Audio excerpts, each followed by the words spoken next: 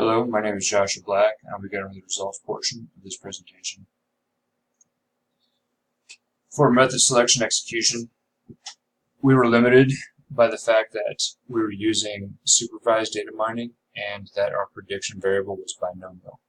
We wanted to do a classification and a regression model, so we weren't dependent on one model and to check for work to make sure we were in the same ballpark.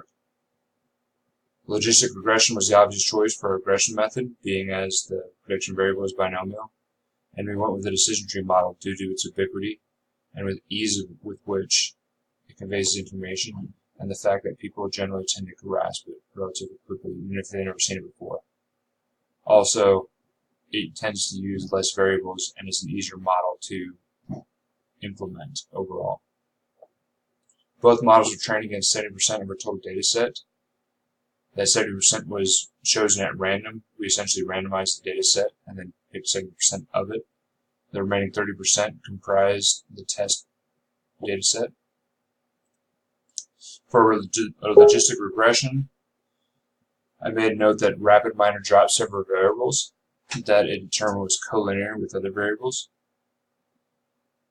And while there were several variables that were not significant, when we removed them, the results did not change, meaning that not only were they not significant, but they didn't have much of an effect, if any, on the prediction.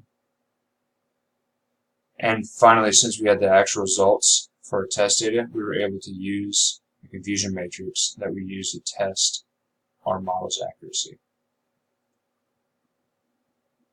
As you can see, the performance of the logistic regression model was an overall accuracy of 89.32%. And of most note on this confusion matrix is the fact that our yes predictions were 67.5% accurate and our no predictions were 90% accurate.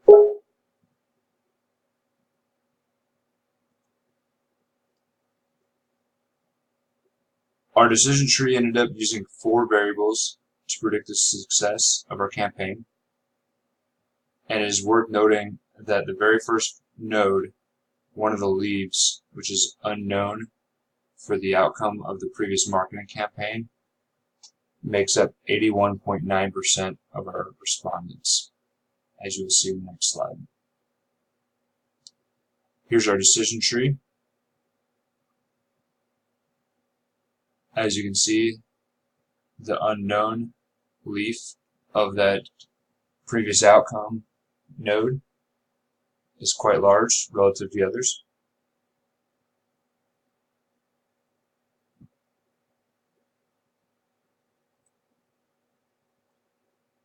And here's the confusion matrix for our decision tree.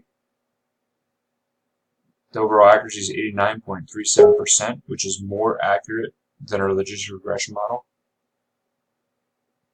However, it's worth noting that our yes predictions were slightly less accurate than our logistic regression model, but our no predictions were slightly more accurate.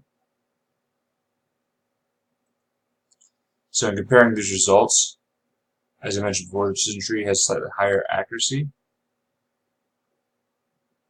And it's better at predicting no than it is at yes. However, the logistic regression model is better at correctly predicting yes. So essentially, choosing one model over the other is a trade-off.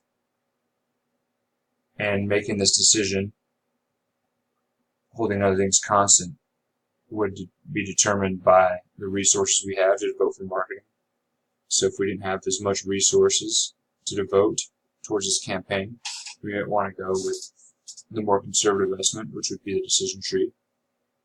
If resources were not scarce and we didn't care about reaching a lot of people who wouldn't end up investing their money in the long-term deposits, then we would use the logistic regression model.